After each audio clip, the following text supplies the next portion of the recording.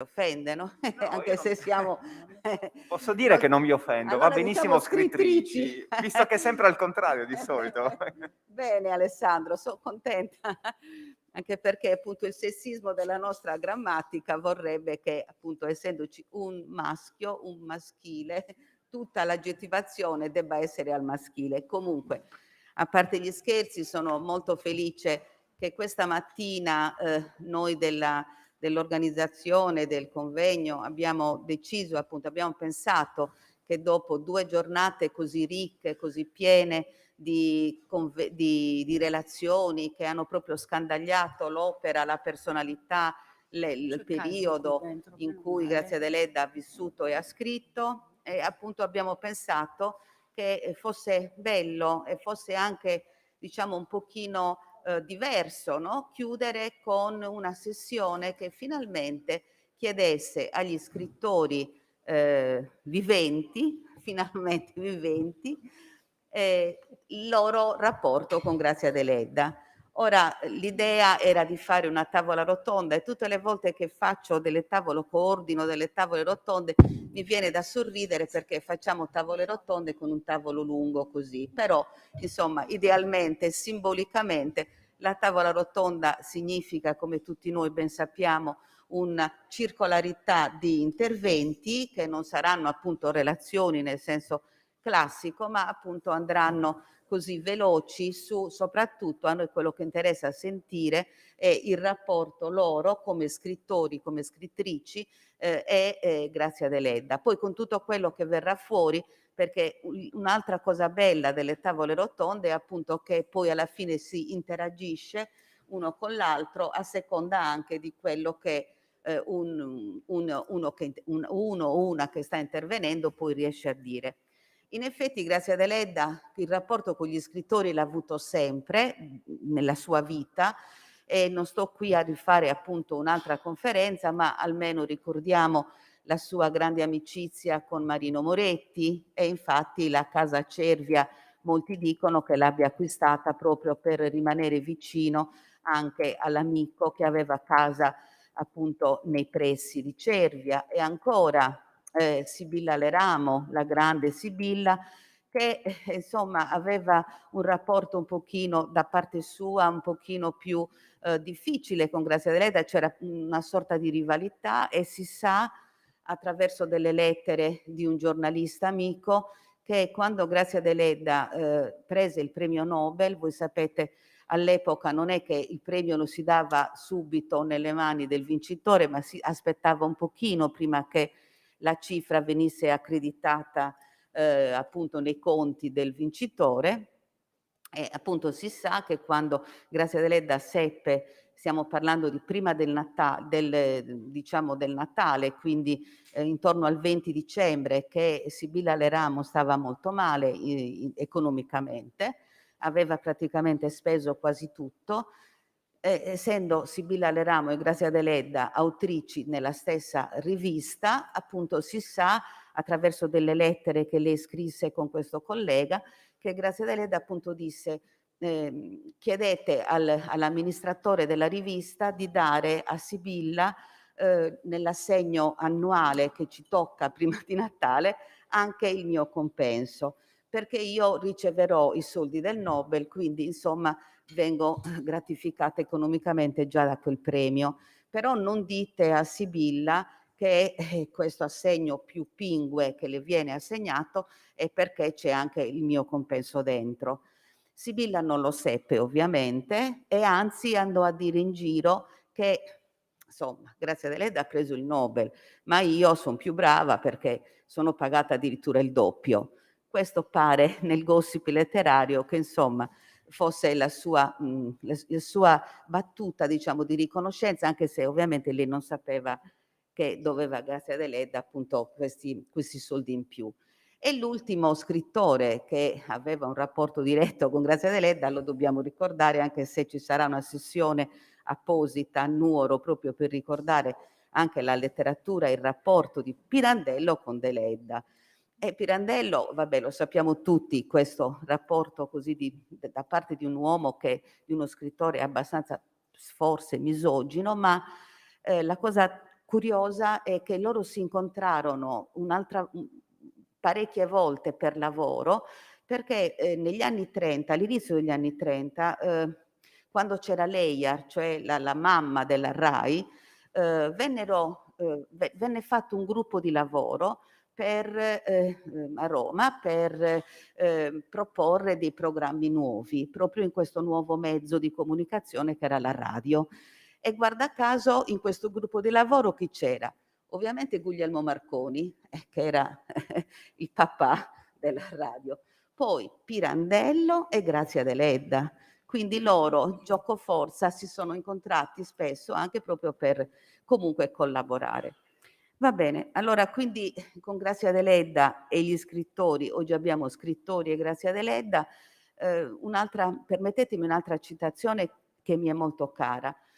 Un libro bellissimo che ho letto qualche tempo fa, Cassandra di Christa Wolf, bellissimo.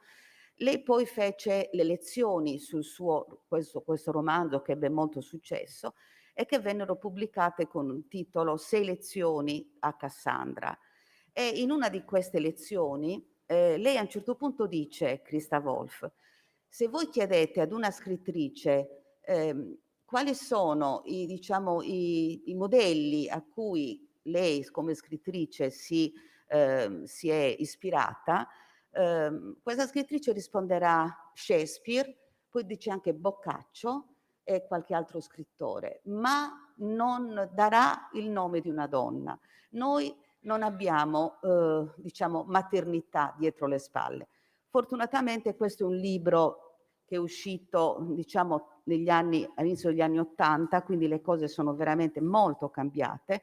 Se oggi, ripeto, Grazia Deledda non soltanto è, tra virgolette, riconosciuta una grande scrittrice, tra virgolette, sempre madre in questo senso, come modello anche con cui confrontarsi perlomeno, non soltanto da donne, ma anche da scrittori, quindi da uomini. E con questa bella, diciamo, considerazione che il tempo che è passato non è passato invano, ma abbiamo fatto veramente tanti passi avanti, fortunatamente, io passo a presentarvi la prima delle nostre scrittrici.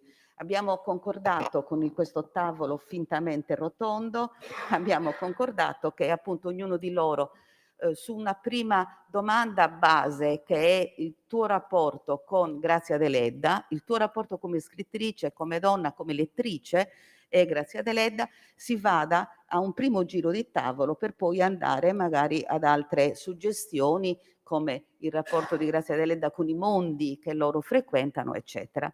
Allora io passo alla presentazione di Vanessa molto velocemente come è stato fatto finora. Vanessa Ruggeri è chi meglio di lei poteva iniziare, perché questo lo voglio sottolineare, è stata premio Grazia Deledda.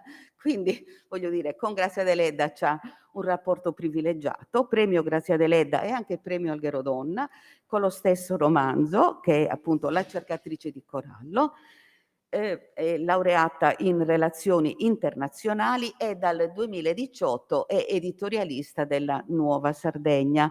A questo proposito vi segnalo, e guarda sembra fatto proprio apposta, però niente capita a caso, vi segnalo che oggi sulla Nuova c'è un'intera pagina di Vanessa, proprio Vanessa Ruggeri e Grazia Deledda. Quindi il tema, diciamo, della nostra tavola rotonda, comunque del nostro primo intervento. Quindi benissimo, non farai altro che riassumere quello che hai già scritto. No, sicuramente dirai qualcosa anche di nuovo. L'ultimo suo libro con Rizzoli è Il battito dei ricordi. Quindi prego Vanessa, a te. Grazie mille Neria. Buongiorno a tutti, grazie di questo invito così gradito, perché mi ritrovo qui a parlare di un argomento che sento particolarmente. Anche il pezzo che ho scritto oggi, io e la mia Deledda, l'ho scritto con particolare dedizione rispetto a tutti gli altri articoli. Perché? Perché quello che sento nei confronti di Grazia Deledda è un debito di riconoscenza come scrittrice, come donna, come sarda, come italiana. Perché? Grazia Deledda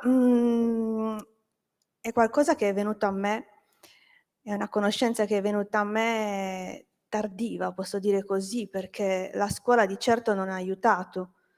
Ehm, mhmm, io ricordo in quinta superiore l'ho incontrata per la prima volta, un volumone che riassumeva tutti gli scrittori del Novecento. C'erano decine, decine, decine, decine di nomi maschili e soltanto 2 trafiletti che riassumevano la biografia di Grazia Deledda e di Elsa Morante. Chiuso, fine. Non siamo ovviamente mai arrivati a quei paragrafi e Grazia Deledda è un universo che io ho dovuto scoprire personalmente, gradatamente, negli anni, successivamente. È qualcosa che è un punto fermo, un paradigma, quello letterario deleddiano, che ogni scrittore sardo, prima o poi deve incontrare. È inevitabile, è imprescindibile. Devi scendere a patti con la sua letteratura, perché lei ha creato, come dicevo, un paradigma, ma ha creato anche un cliché molto ingombrante, perché ha creato una Sardegna dell'immaginario, una Sardegna che può sembrare che sia romanzata.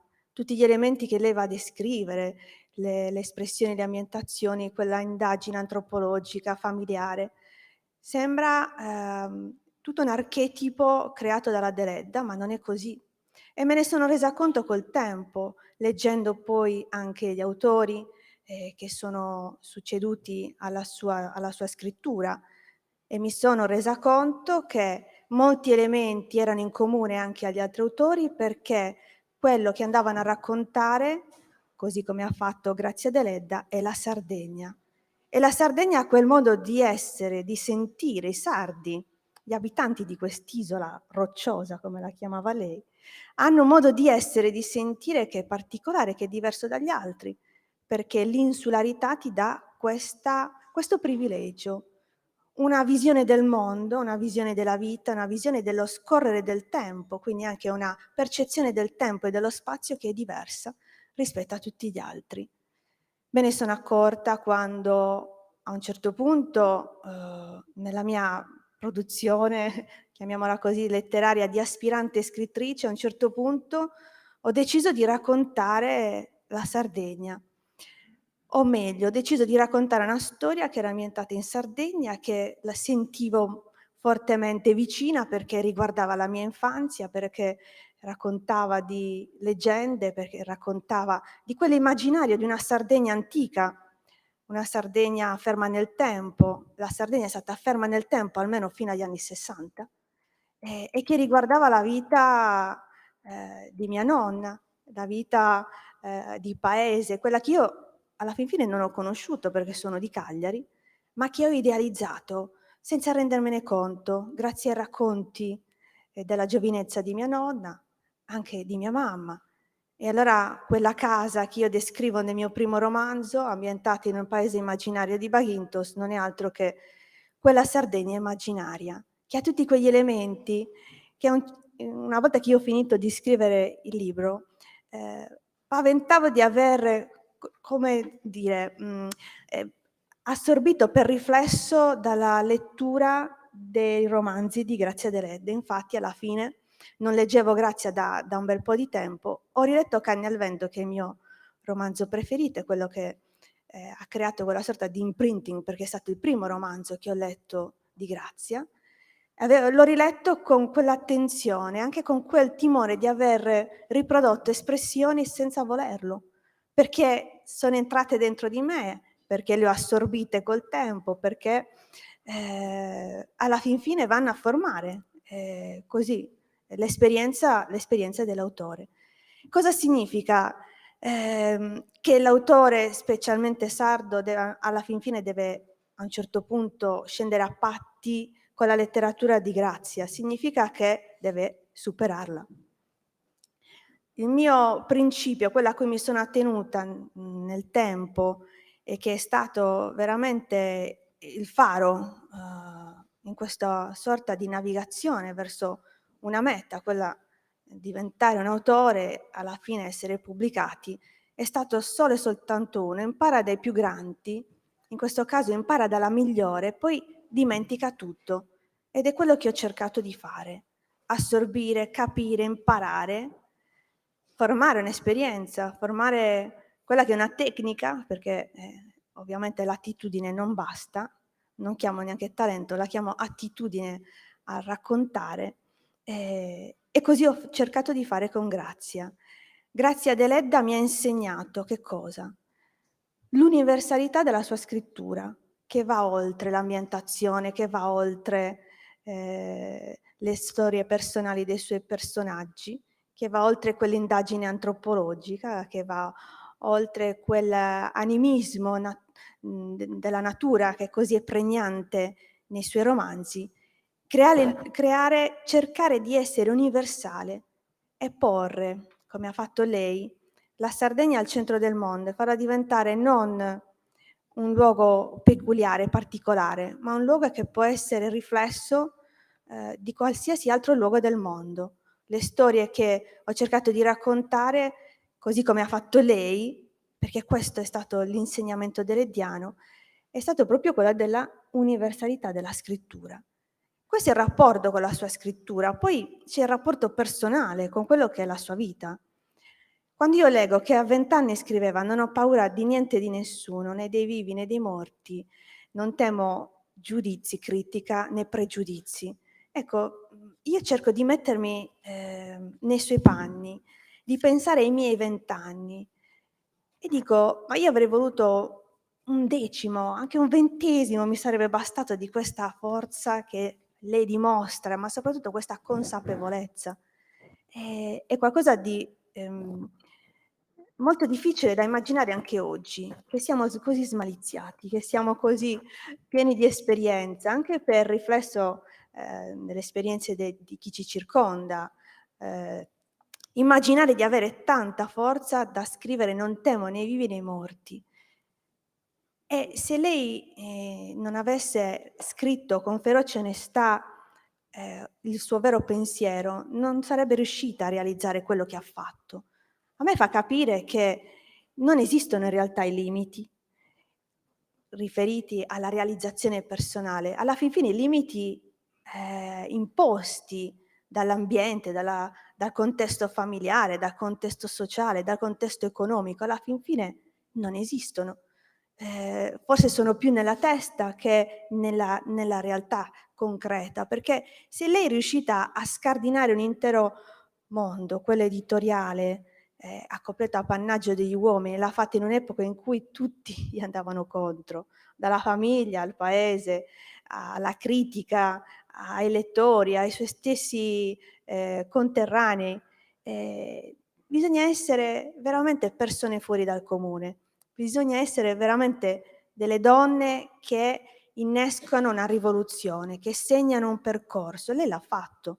Se io mi trovo qui insieme ad altre colleghe a raccontare di lei, a parlare della nostra scrittura, è perché lei ha tracciato un percorso.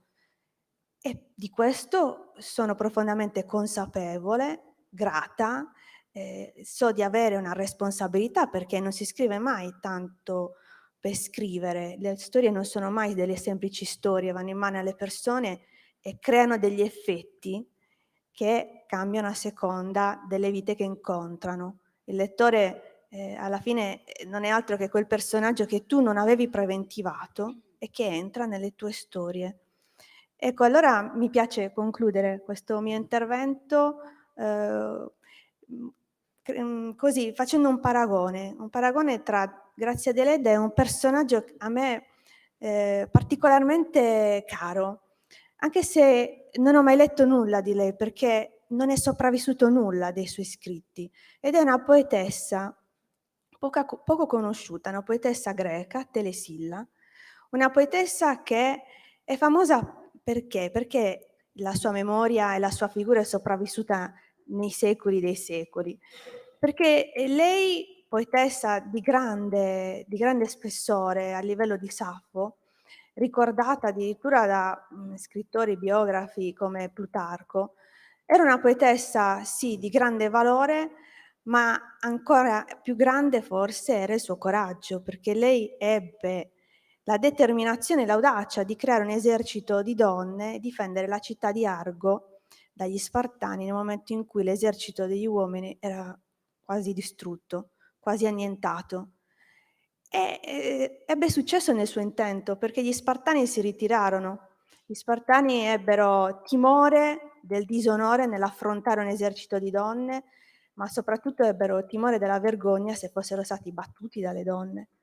Ecco, fu eretta una statua a onore di Telesilla, l'elmo sotto braccio e i libri ai suoi piedi. E così è Grazia Deledda, veramente una guerriera poetessa, armata di libri e armata della sua penna. Questa è l'immagine che ho di lei.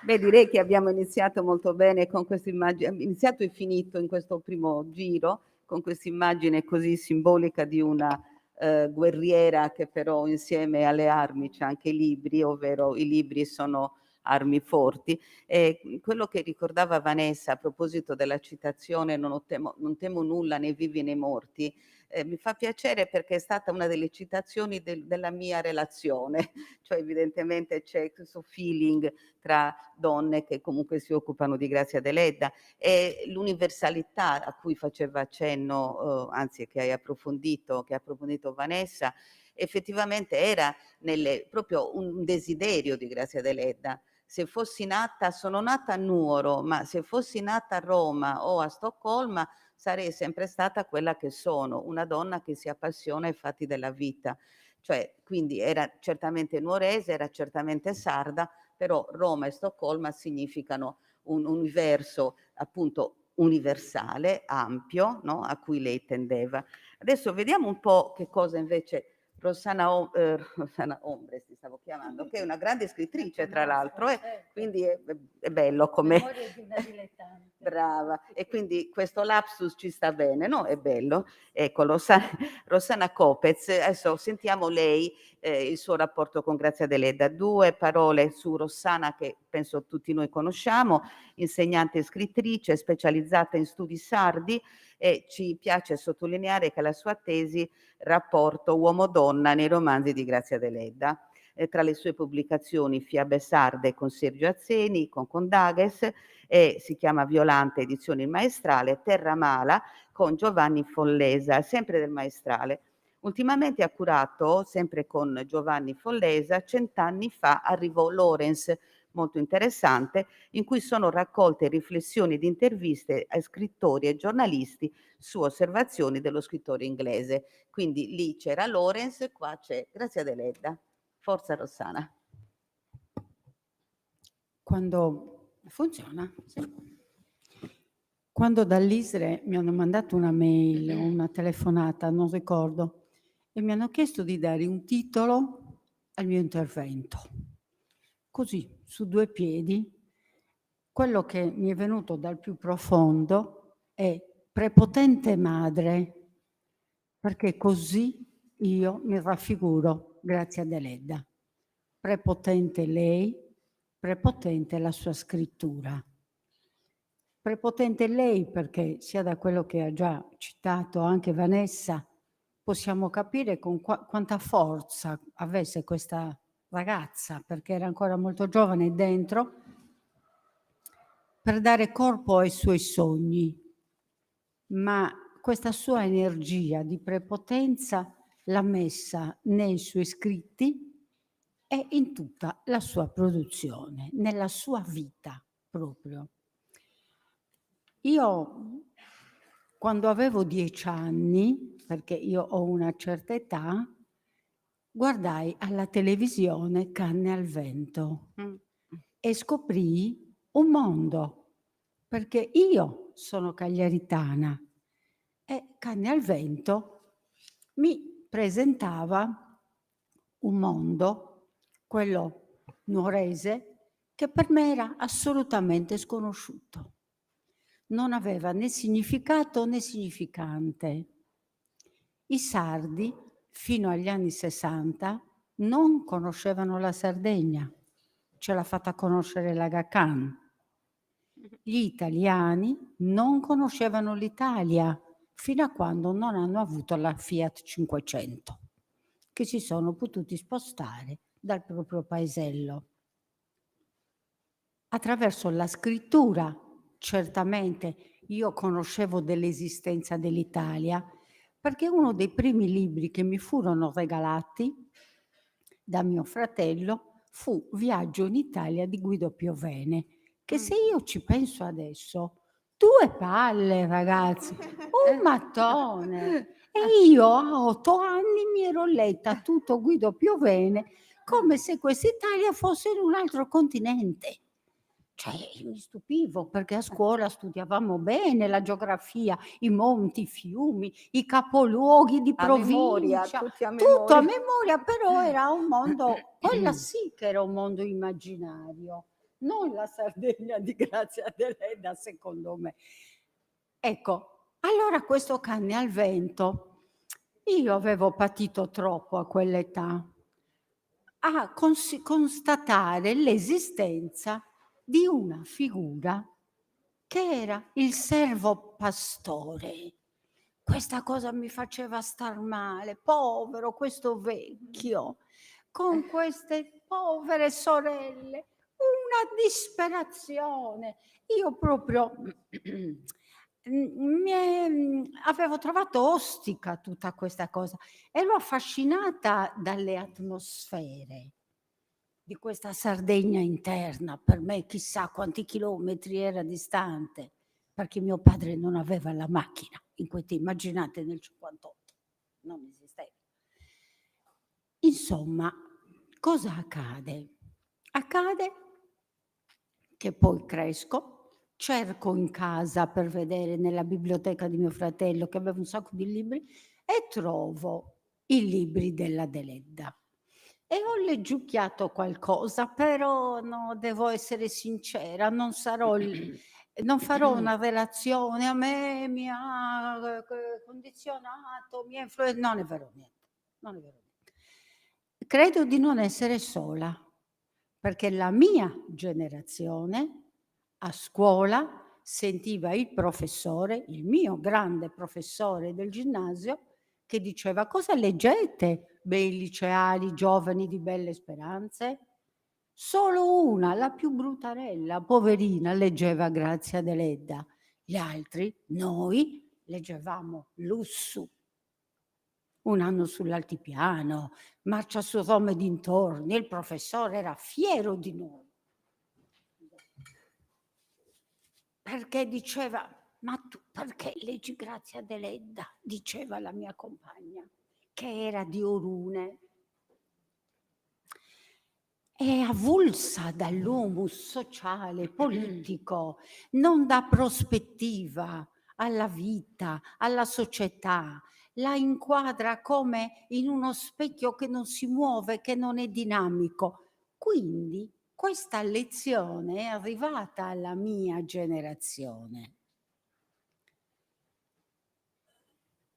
Ecco perché poi, questo da studentessa, quando sono diventata insegnante, ho visto, mi sono passati, come diceva Vanessa, nei libri c'era poco di Grazia Deledda.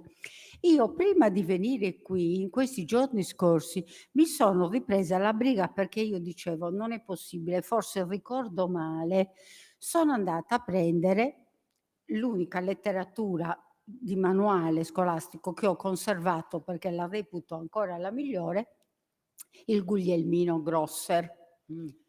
Allora, non c'è neanche nell'indice dei nomi Deledda, non c'è proprio, si salta, cioè, ma non è possibile, mi metto gli occhialini, controllo. Magari un errore. No, non è possibile, vado dentro, mi sfoglio tutto, 800 a cavallo, 900, non è neanche citata.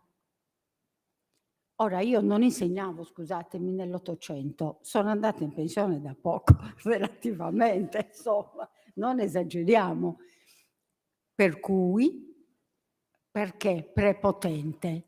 Perché la Deledda, secondo me, è come un fiume carsico, come i fiumi del suo supramonte.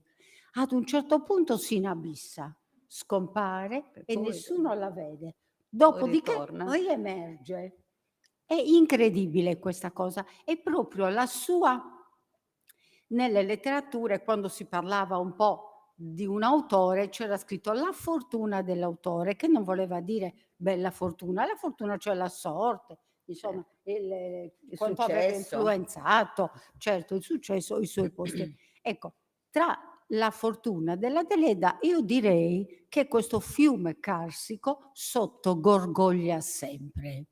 Però ci sono dei periodi in cui lei scompare ai più, agli scrittori e anche ai lettori. Adesso sta riemergendo. Io me lo porrei il problema di come mai non c'è da contrapporle un lusso. Comunque, perché non c'è un altrettanto lusso che ci dà spinte, che ci lancia obiettivi, ideali da perseguire, per cui lottare? E allora mi dico, forse aveva ragione il mio professore. Siamo ritornati alla lettura e al gusto della Deleda perché vogliamo che tutto stia fermo, che non si muova perché abbiamo paura di quello che forse o forse no ci potrebbe aspettare.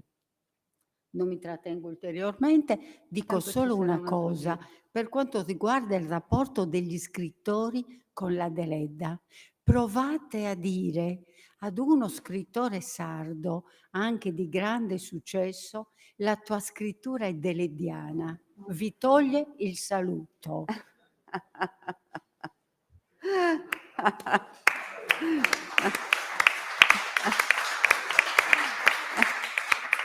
Beh, Rossana ha fatto un intervento veramente sul quale già ho puntato tante cose da ridire, da ribattere e comunque da approfondire negli altri giri di tavolo che ci siamo prefisse di fare.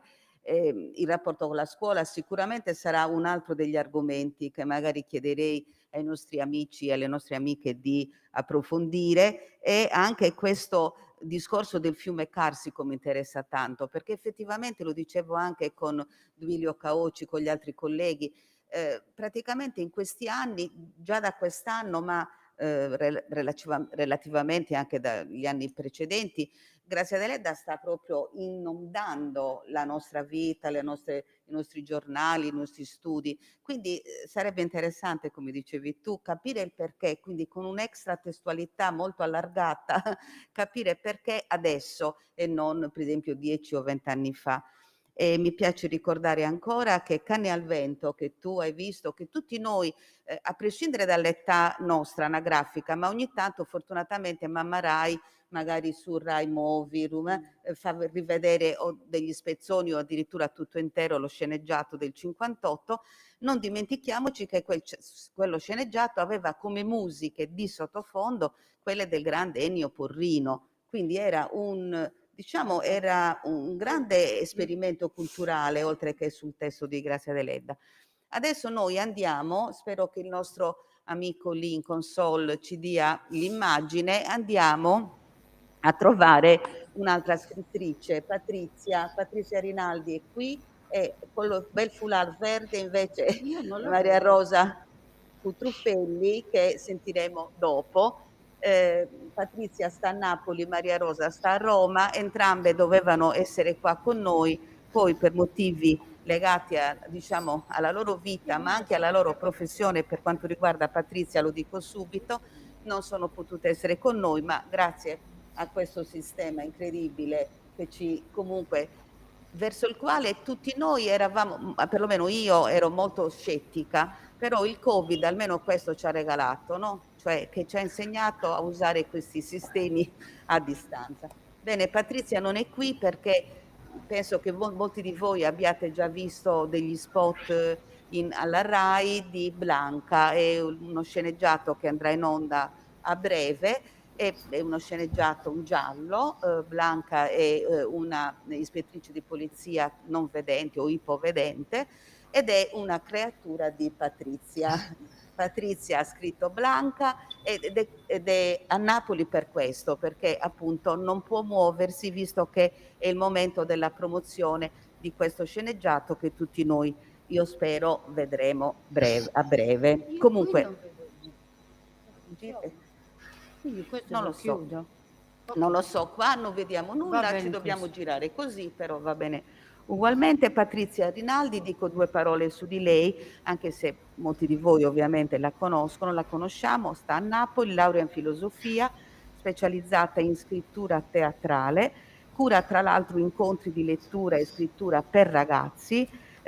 Una cosa che vuole sempre sottolineare è che appunto lavora con progetti letterari presso l'Istituto Penale Minorile di Nisida, questa è una cosa importante da sottolineare.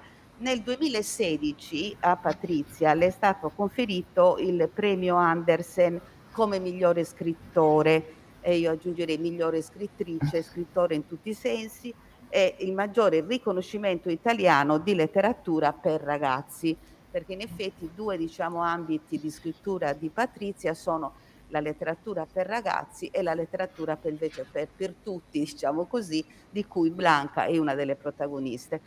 Un'altra curiosità prima di passare la parola a Patrizia, quando io l'ho conosciuta, perché adesso faccio un'autocitazione, Patrizia premio Alghero Donna, pure lei, come Vanessa, quando l'ho conosciuta mi ha incuriosito vedere che lei pubblica con Sinnos. Ora, Sinnos è un nome nostro e pensavo che fosse sinceramente, ma molti anni fa, una casa editrice sarda, e invece poi mi ha spiegato Patrizia che uno dei, diciamo, dei fondatori di Sinnos, una fondatrice era sarda e quindi questo nome l'ha dato lei, ma Sinnos non è una casa editrice che opera in Sardegna. Patrizia, allora ho chiacchierato troppo, ma sono molto contenta comunque di vederti. Dici qualcosa tu del tuo rapporto con Grazia Deledda. Io sono grata a te, alle colleghe che ho sentito con grandissima ammirazione all'università per questo invito e mi scuso di non essere lì in presenza. Mi riaggancio a quella definizione magnifica del fiume Carsico, perché per me l'incontro è stato proprio così. La mia è stata un'eccezione perché la Deledda l'ho conosciuta a scuola, però io avevo una professoressa alle medie molto trasgressiva, era un'aristocratica spagnola che in una periferia napoletana, io vengo da una periferia e ho continuato per scelta a restarci in questa periferia napoletana, costruì, ma proprio costruì, perché noi facevamo i mobili, le mensole, una biblioteca di classe e mi fece leggere la Deledda, che non capii pienamente, anche se appunto insomma, non sono giovane e la maturità rispetto alla scrittura, la maturità dell'apprendimento rispetto alla scrittura era molto diversa da adesso. Però che cosa è successo? È successo che proprio quando io ho cominciato a pubblicare, tardi, nel 2006, mi sono imbattuta in Cosima e mi sono innamorata. Io mi sono proprio innamorata di lei, sia per la scrittura non codificabile. Cioè, innanzitutto era donna e perciò è stata maltrattata da un punto di vista della diffusione, non popolare ma critica. Ma poi anche per un altro motivo, perché la sua scrittura e i suoi temi non sono facilmente codificabili ed è una delle caratteristiche che mi hanno colpita di più, perché questo incasellare risulta comodo. C'è una donna così rivoluzionaria, così potente, che non nasconde, che non cela l'insuccesso, per esempio, che è una cosa bellissima. Non celare l'insuccesso, soprattutto per i ragazzi, è fondamentale. Perché noi viviamo in una realtà, talvolta anche letteraria, dove anche l'insuccesso è filtrato dal successo e crea inevitabile frustrazione. Una scrittrice che ha l'audacia, dopo il Nobel, di dire che le unghie della vita sono comunque inesorabili. Insomma, da costruzione oltre che letteraria, esistenziale. E poi mi sono innamorata di un altro fatto. Leda Eledda è profondamente appartenente, da noi in dialetto, scusate, no? Proprio appartieni significa proprio il possesso reciproco è indissolubile, no? Appartieni alla sua terra, però è anche straniera.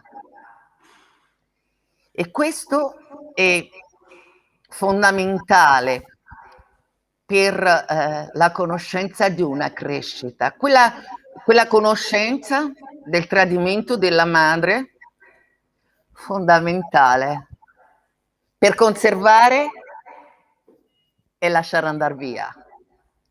Tutte queste cose, tutti questi argomenti profondissimi sono contenuti in Cosima. C'è un altro aspetto, io spero, cercherò di non dilungarmi perché da lontano online è terribile, però la descrizione fisica carnale in Cosima, la terza persona è una scelta elegantissima, l'oggettivazione della soggettività è fantastica da un punto di vista stilistico. Cosima si descrive, grazie ad Eledda, si descrive con attenzione solo dopo la morte della sorella. Questo è talmente autentico da risultare incisivo, per cui la testa troppo grossa, i denti selvatici, diventano una riappropriazione del corporeo, nonostante la presenza della trascendenza, attenzione, che poi è un po' io mi sento più vicina alla trascendenza dell'Ediana che non a quella manzoniana, per esempio, ma perché io appartengo di più a una determinata area geografica, perché è vero che la Sardegna è un'isola, ma noi un po' in Italia, diciamo da Roma in giù, siamo isole. Abbiamo un rapporto difficile con la centralizzazione della cultura e del potere letterario. Siamo un po' briganti, scusate, ma la penso così. Quindi l'appartenenza viene mediata da una costruzione potente dell'unica Nobel, che nonostante la trasgressione nei confronti della madre, nonostante l'estraneità rispetto a una cultura comunque dominante ai suoi tempi in Sardegna e anche dalle mie parti, e nonostante una difficile collocazione letteraria, vince. Infatti vince, ma vince nel modo più bello, ammettendo le sconfitte, perché appunto queste apologie delle vittorie non mi piacciono. E il fiume Carsico riaffiora e riaffiorava già mentre lo affossavano. Questa per me è una cosa di una rivoluzione, di una bellezza. E poi, scusate, ma il suono della lingua. Il suono della lingua della Eledda è sì sardo, ma è universale. E per una bambina che ha ripetuto 2 volte la quarta, insomma, mi sembra che sia un impero il suo Nobel. E io ne sono così felice, strabordo quando la leggo, di tale e tanta felicità, che mi pare una compagnia da non perdere e da insegnare nelle scuole, un po' di più. Grazie.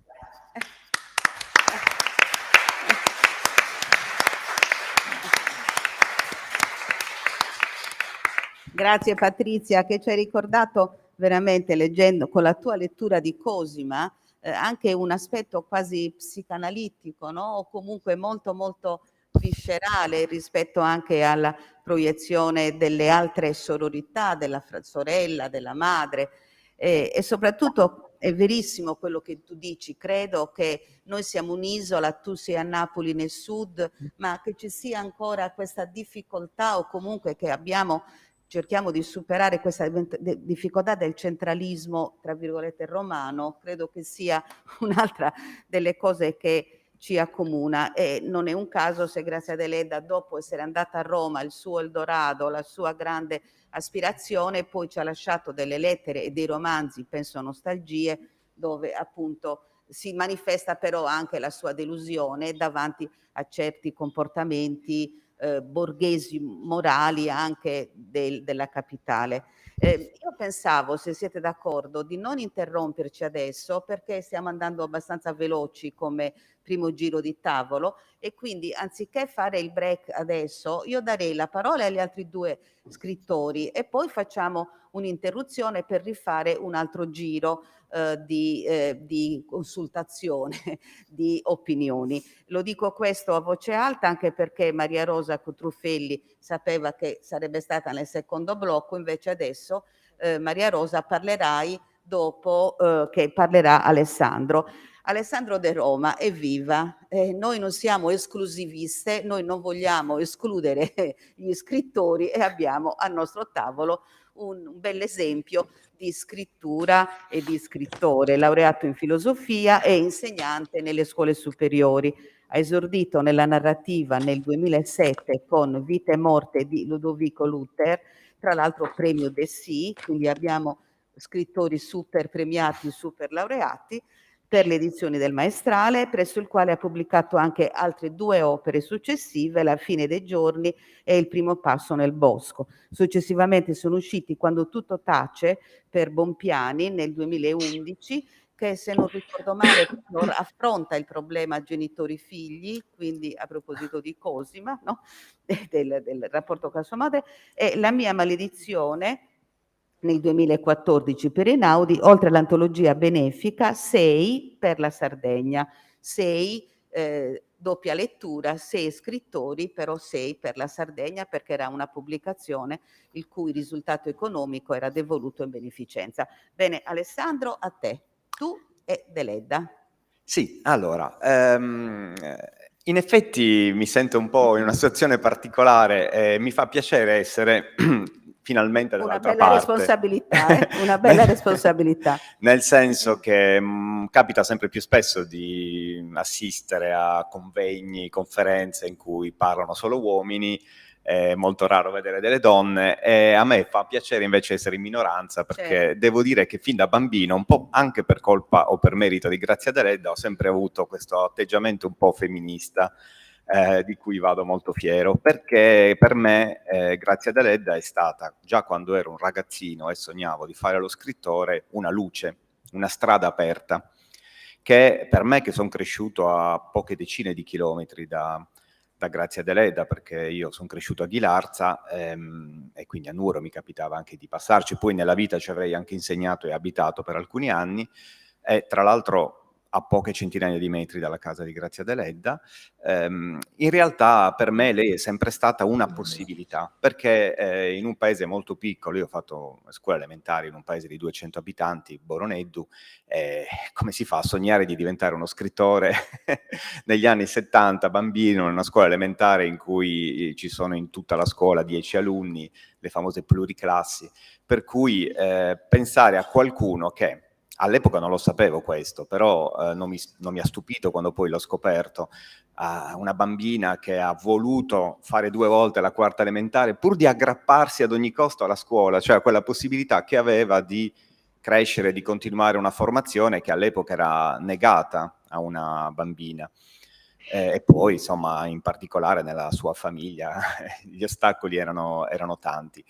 E in realtà per me invece è stata proprio, come dicevo prima, una luce, ma anche una possibilità concreta, perché come già si diceva negli interventi precedenti, lei ha davvero voluto intensamente e sapeva quel che faceva, e questo mi stupisce moltissimo, perché vivere in un luogo così lontano da tutto, è sapere esattamente cosa stai facendo e insistere così tanto per raggiungere i propri obiettivi richiede veramente forse anche una piccola dose di incoscienza, ma sicuramente un grandissimo coraggio, il coraggio di voler proseguire sulla propria strada anche avendo assolutamente tutti contro. Ricordo questo fatto dell'amica del cuore, no? Di Grazia Deledda, che a un certo punto non le ha perdonato il fatto che lei facesse questa cosa così scandalosa, inaccettabile, poco rispettabile per una ragazza così giovane, di mettersi a scrivere. Per una donna adulta sarebbe stato ancora peggio probabilmente, perché finché si è adolescenti magari si possono ancora avere velleità, ma poi da adulti bisogna assolutamente pensare appunto a fare dei figli e formarsi una famiglia. E lei invece per tutta la vita è riuscita anche a capovolgere poi le relazioni matrimoniali, perché questo famoso marito che poi lei ha usato anche un po' come ponte per lasciare la sua terra, trasferirsi a Roma, e che poi ha svolto questo ruolo un po' di agente letterario, di manager quasi, e che in realtà a me sembra una bellissima storia d'amore anche, perché è una storia di due persone che si sono completate a vicenda, di un marito che si è messo quando ha potuto al servizio della moglie, in realtà della sua carriera, del suo desiderio, del suo talento, di questa sua capacità di saper fare delle cose che non erano così ovvie per una bambina che arrivava appunto dalla quarta elementare a Nuoro. E in particolare a me ha colpito molto, tra i vari romanzi di Grazia Deledda, io, come è già stato detto, è già stato citato questo romanzo e quindi sarà un po' banale anche per me, Canne al vento ha avuto un ruolo particolare, ma anche per motivi affettivi, perché ne avevo una copia che mi regalò mia zia con tutte le sue annotazioni a margine e che conservo, perché poi mia zia insomma era morta quando io ero ragazzino, per cui quella copia di Canne al vento per me aveva, diciamo, un particolare valore. E poi ho amato moltissimo Cosima. Tra l'altro mi faceva molto ridere quando abitavo a Nuoro il fatto che di fronte alla sua casa ci sia un supermercato che si chiama Cosima, ancora adesso, ci sono stato proprio 3 giorni fa e l'ho visto proprio lì. Originale, no? Sì, effettivamente.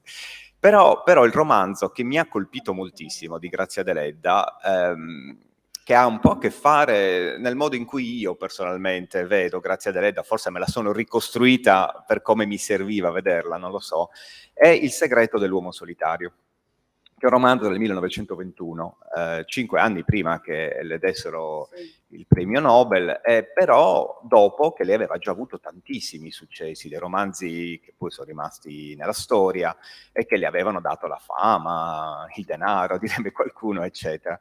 È un romanzo davvero particolare e che io trovo molto coraggioso. Coraggioso intanto perché la trama è ridotta all'osso, non succedono tantissime cose effettivamente, e lei riesce a tenere un'attenzione assolutamente viva con questi personaggi, in particolare col protagonista che si chiama Cristiano, che di fatto è un uomo lamentosissimo, un uomo che si porta dentro un segreto che non vuole rivelare, certo, ma che veramente dà a volte l'impressione un po' fastidiosa di ritenere di essere l'unica persona che abbia mai sofferto nella vita, mentre gli altri non hanno delle sofferenze pari alle sue.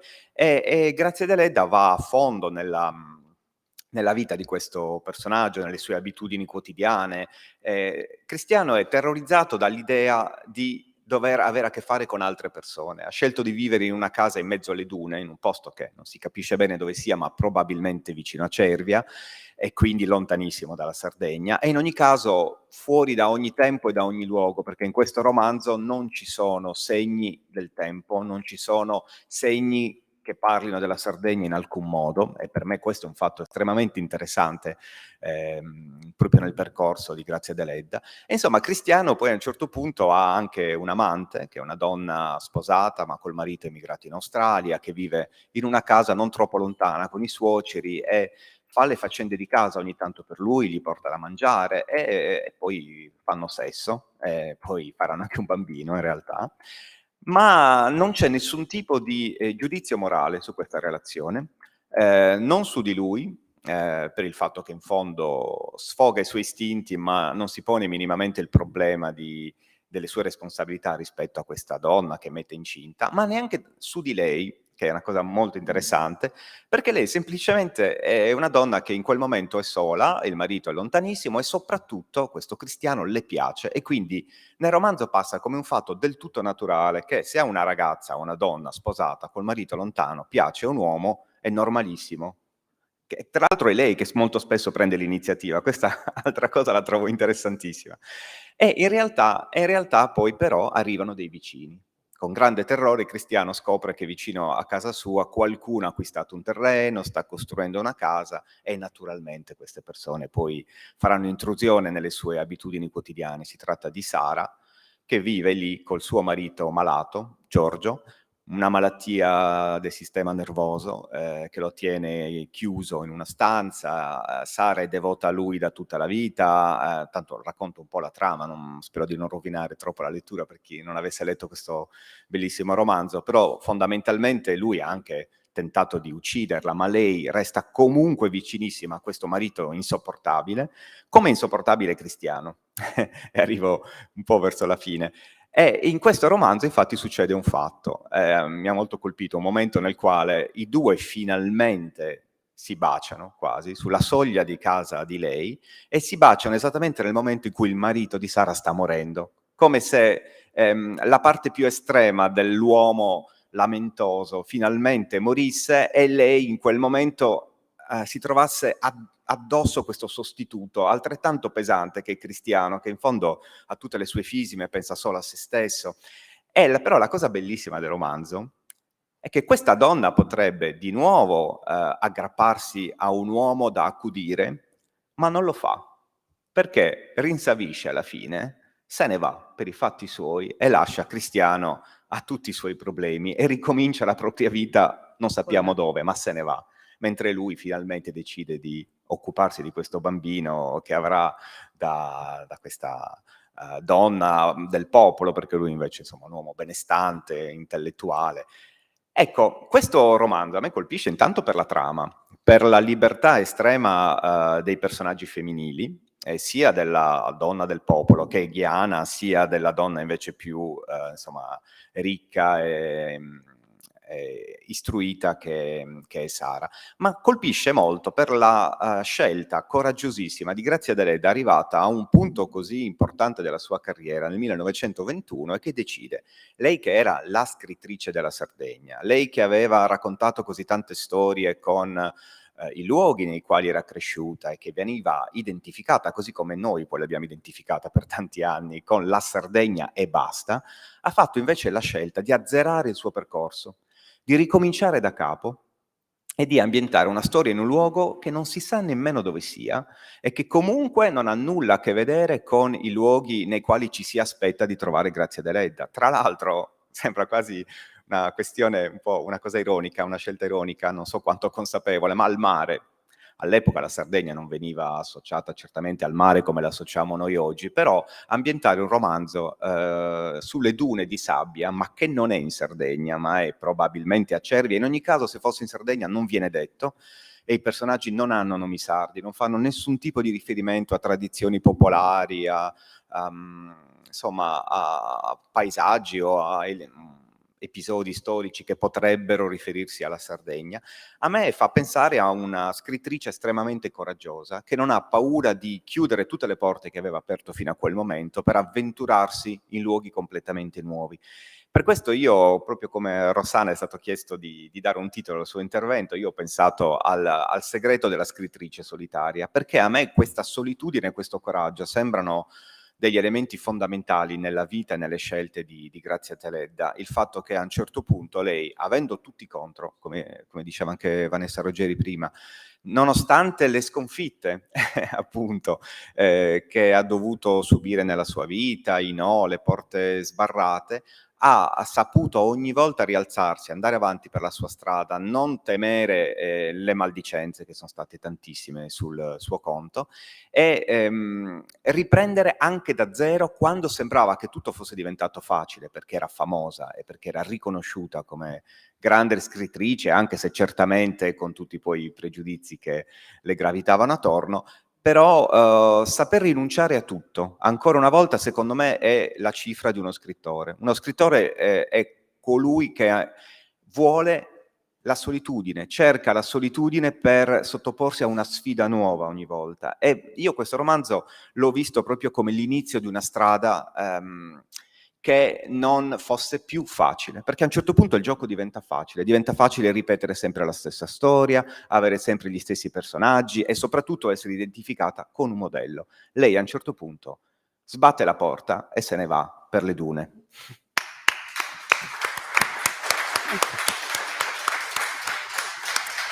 Grazie. Vorrei sottolineare, penso che l'abbiamo notato tutti, la differenza di approccio dell'intervento di Alessandro.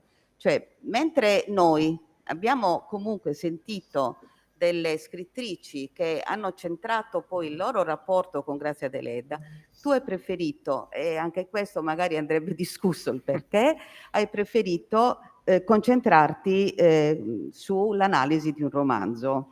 Hai fatto un intervento, diciamo, più logoico, nel senso di diegesi del racconto su un racconto, ma forse ti sei un pochino messo da parte, mentre le scrittrici hanno manifestato forse un rapporto più diretto. Peraltro Il segreto dell'uomo solitario è un romanzo bellissimo che Grazia Deledda amava moltissimo, tant'è che in interviste fatte per il premio Nobel lei lo cita spesso come uno dei suoi romanzi preferiti, e invece proprio per i motivi che tu hai detto magari è uno dei meno noti o meno letti, magari non da noi, ma da un pubblico che dalla Deledda si aspettava altro. Prima di dare la parola a Maria Rosa Cutrufelli e quindi chiudere poi questo primo giro con un piccolo stacco per il caffè, volevo sottolineare qualcosa del marito che tu ricordavi giustamente.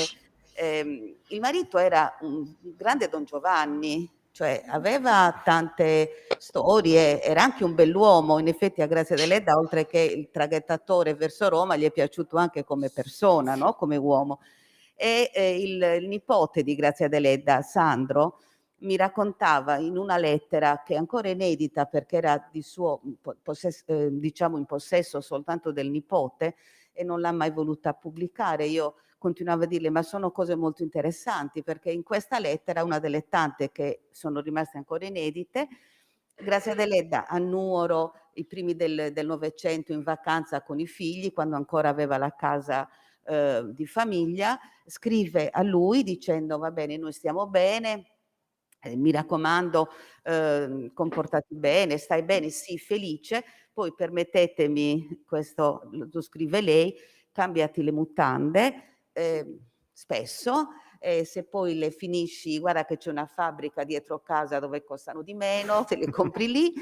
E poi aggiunge una frase veramente, e qui c'è la donna coraggiosa e comunque che non vacilla davanti al proprio, la propria autostima. A un certo punto gli scrive, gli dice in questa lettera: e poi, se avrai delle storie, fa che siano delicate e brevi. Lui era un Don Giovanni, era un bell'uomo, era solo, ok, se devi avere delle storie, senti, lo so, però non mettermi in piazza, fai che siano delicate e brevi. Questa è una delle frasi che mi è rimasta più impressa e che speravo che Sandro, prima di andare via definitivamente, le pubblicasse. Comunque, adesso andiamo alla nostra amica da remoto, come suol dirsi, e raggiungiamo Maria Rosa Cutrufelli, che sta a Roma. Eravamo quasi pronti per fare il biglietto aereo, poi c'è stato un altro problema e Maria Rosa è rimasta a Roma, però fortunatamente Mi dispiace tanto. anche perché sei amica della Sardegna, sei venuta 3 volte, insomma Sì. ti conosciamo tutti e comunque finalmente sei con noi anche tu da cosiddetto remoto, scrittrice e giornalista, ha diretto per 12 anni Tutte Storie, racconti e trame di donne. Ricordo Maria Rosa nella prima fiera che ha organizzato, la prima fiera del libro a firma femminile nel 1984. Credo che questa sia la data in cui io l'ho conosciuta, mi sembra, mamma mia, tantissimo tempo fa. Comunque lei ha organizzato a Roma, è vero, la prima fiera del libro a firma femminile. Ha insegnato teoria e pratica della scrittura creativa alla Sapienza, Non le piace la definizione letteratura femminile, ma le piace letteratura a firma femminile, è giusto? Giusto. Tanti sono i libri che lei ha fatto, volevo ricordare, come per gli altri, almeno qualche titolo: La donna che visse per un sogno e la storia di Lampe de Gouges, che è stato premio Penne, anche premio Alghero e finalista allo Strega. E poi un altro bel libro molto interessante è Il giudice delle donne, che racconta la storia, ai primi del Novecento, di 10 maestre che si batterono per il diritto di voto delle donne, cosa che appunto auspicava Maria Montessori. In ultimo, l'ultimo suo libro, che veramente mi ha scioccato, tanto ha previsto tante cose che stiamo vivendo noi oggi, è L'Isola delle Madri, che è l'Isola delle Madri in Sicilia. Lei è siciliana di nascita e racconta di biotecnologia riproduttiva, cambiamenti climatici, insomma tante cose. Ma Maria Rosa, adesso sei tu con Grazia Deledda. Beh, io sono veramente felice di essere con voi, anche se purtroppo da remoto, perché sono felice di parlare di Grazia Deledda proprio perché credo che sia venuto il momento di ribaltare quello che a lungo è stato uno svilimento di questa scrittrice. È venuto il momento perché oggi l'attualità, come si intitola anche questi festeggiamenti per Deledda, l'attualità di Grazia Deledda oggi emerge fortissimamente. E allora, però, non voglio sfuggire alla domanda che ci ha fatto Neria, che ci ha fatto anche quando mi ha contattato per dirmi di questa tavola rotonda, e mi ha detto, dice, mi piacerebbe che parlaste a partire dal racconto di come l'avete scoperta e chi vi ha incoraggiato a scoprirla. Allora, io devo confermare quello che molte prima di me hanno detto, e cioè che certamente non è stata la scuola, perché nei manuali e nelle antologie scolastiche, almeno ai miei tempi, proprio non c'è. La ignorano totalmente.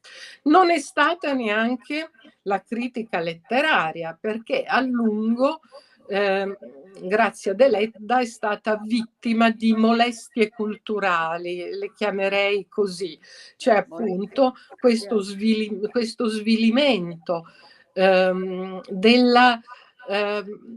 dello spessore della sua opera, della profondità della sua opera, fatto sia da critici illustri che tutti i giorni nelle aule scolastiche, appunto dagli insegnanti che dicevano no, per carità, non ci insegna gli slanci verso il futuro, verso il nuovo, non ci insegna l'apertura. Oggi è chiaro, e io cercherò brevemente di dire perché, oggi è chiaro che è l'esatto contrario, e che questi erano dei pregiudizi che, ahimè, non riguardavano soltanto Grazia Deledda, ma praticamente le opere di tutte le scrittrici. E infatti, quando è nato il mio interesse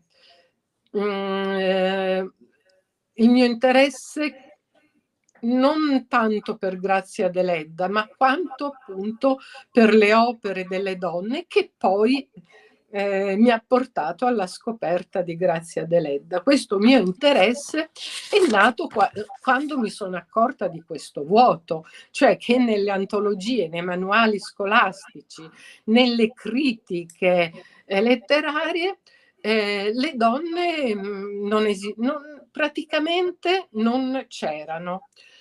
E ho detto, vabbè, sarà colpa nostra? Poi mi sono resa conto che non era colpa nostra, perché le donne c'erano, e erano anche così importanti da vincere un Nobel, per esempio, no? Ma è un disvalore preconcetto. E quindi quando ho scoperto questo ho cominciato a leggere tante scrittrici e leggerle con questa consapevolezza che verso le scrittrici c'era un pregiudizio, mi ha fatto scoprire cose nuove e impensate anche nelle loro opere. È stata per la verità una scoperta graduale, tant'è che a un certo punto mi sono resa conto, dico va bene, e le scrittrici delle isole, cioè si riscopriva Morante, si riscoprivano soprattutto le straniere, Virginia Woolf e tante altre, ma le isole sembravano appunto prive di narrazioni di donne. E io sono una donna del sud, sono siciliana, come diceva prima Neria, e sentivo anche un bisogno però di rivolgermi alle isole, di sentire la voce delle donne delle isole, quindi non solo della Sicilia, ma delle nostre isole. E quindi è così che ho scoperto, per quanto riguarda la mia isola, la Sicilia, Maria Messina, grandissima scrittrice che al più in rarissimi manuali ho trovato come allieva del Verga. A leggerla in realtà capisci che certo conosceva il Verga, si scrivevano e in questo senso potrebbe anche essere in qualche modo allieva, nel senso che imparava forse da lui le tecniche dell'autopromozione, però invece è una scrittura proprio che col Verga non c'entra niente. E assieme a Maria Messina ho scoperto Grazia Deledda e mi sono innamorata di entrambe, sia di Maria Messina che di Grazia Deledda. E proprio perché il convegno è sull'attualità di Grazia Deledda, io vi dirò che cosa nella mia lettura ho scoperto di attuale in lei. Intanto c'è questa cosa un po' strana, che potrebbe sembrare un po' strana, e cioè che soltanto oggi Grazia Deledda, da alcune letterate, da alcune critiche letterarie, viene inserita a pieno diritto fra le autrici del fantastico, del cosiddetto del fantastico, come Anna Maria Ortese, come altre. In realtà quello che a me è chiaro, che io sono molto d'accordo su questo, che il filone che è un filone che si addice a Grazia Deledda, però quello che oggi alcune critiche letterarie chiamano fantastico, quando si trattava di Grazia Deledda veniva chiamato folklore, che è appunto un diminutivo totale, ma questo secondo me ha molto a che vedere anche con un razzismo italiano, un razzismo interno, per cui appunto i meridionali sono terroni gli abitanti i siciliani e i sardi sono comunque per definizione terroni. E quindi c'è una scrittura permeata di questa, come chiamarla, terronità, ecco, che è folklore, cioè non può assurgere a universale. Quando leggendo Grazia Deledda ci si rende conto che non di folklore si tratta, ma appunto di fantastico, di uno onirico che nasce anche dal suo modo di raccontare la vita delle donne, una vita segregata che si presta alla fuga nell'onirico. E quindi questo, il fuori che entra nella casa, che disgrega, che rompe la segregazione delle donne, e c'è questa fuga appunto nel fantastico. Ecco, il folklore non c'entra proprio assolutamente niente. Se per folklore si intende la descrizione delle abitudini di vita di un paese o di un altro, vabbè, non si capisce perché folklore, quello che descrive le abitudini di un paese dell'interno della Sicilia o della Sardegna, e non quello che descrive le abitudini cittadine di Milano. Allora sempre folklore è, e quindi gli scrittori che ne parlano non sono scrittori del folklore, ma gli si attribuiscono altri termini. L'altra scoperta che ho fatto, volevo dire fra parentesi che molti hanno citato Cosima, anch'io sono profondamente attratta da questo libro, che è appunto di una grandissima modernità. Perché?